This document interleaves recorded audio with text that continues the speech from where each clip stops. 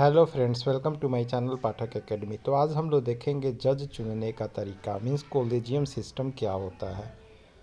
तो जजों की नियुक्ति के लिए मौजूदा कॉलेजियम सिस्टम की चुनौती देने वाली याचिका पर सुनवाई के लिए सुप्रीम कोर्ट सहमत हो गया है।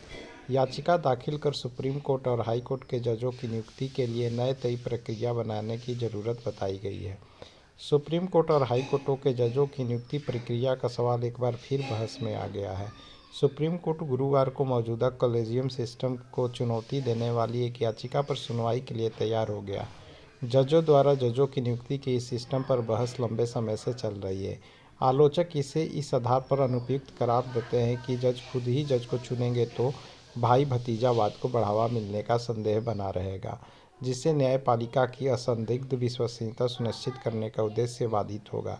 इस सिस्टम के पक्ष में यह कहा जाता है कि भारत में व्यवहार में यह व्यवस्था सही साबित हुई है और अब तक का अनुभव इसकी पुष्टि करता है। मगर बहस से एक कदम आगे बढ़ते हुए केंद्र सरकार ने इस व्यवस्था को समाप्त करने के उद्देश्य से 2014 में एक बिल लाकर नेशनल जुडिशियल अपॉइंटमेंट कमीशन का गठन भी कर दिया था। सुप्रीम कोर्ट ने 2015 में उसे खारिज करते हुए कॉलेजियम सिस्टम को ही बहाल रखा। उस समय से लेकर अब तक केंद्र सरकार और सुप्रीम कोर्ट के स्टैंड में कोई खास बदलाव नहीं आया है।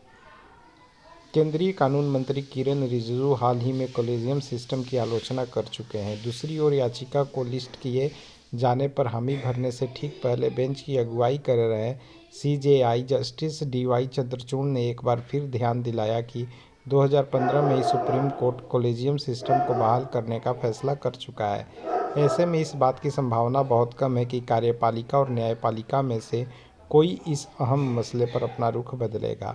वजह यह है कि जहां केंद्र सरकार जजों द्वारा जजों के चुने जाने को कई वजहों से गलत समझती है, वहीं सुप्रीम कोर्ट की मुख्य चिंता यह है कि किसी और व्यवस्था को अपनाने से कहीं जजों की नियुक्ति का अधिकार प्रत्यक्ष या परोक्ष रूप से कार्यपालिका के हाथों में चला गया तो न्यायपालिका की स्वतंत्रता प्रभावित हो सकती है।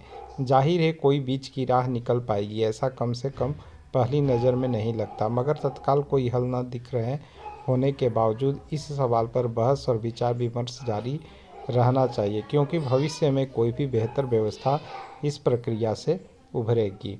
इसके साथ ही यह भी ज़रूरी है कि जब तक जजों की नियुक्ति कोई वैकल्पिक और बेहतर व्यवस्था नहीं उभरती, तब तक एक तो नए जज की नियुक्ति का काम अटकाए न रखा जाए और दूसरा मौजूदा कॉलेजियम व्यवस्था को बेहतर बनाने का एजेंडा भी टाला न जाए। जजों के चयन में पारदर्शिता लाने और नए जज चुने जाने के आधार को ज़्यादा तार्किक बनाने जैसे कई पहलू हैं जिन पर काम करके इसमें सुधार किया जा सकता है और इसी व्यवस्था से बेहतर नतीजे हासिल किए जा सकते हैं।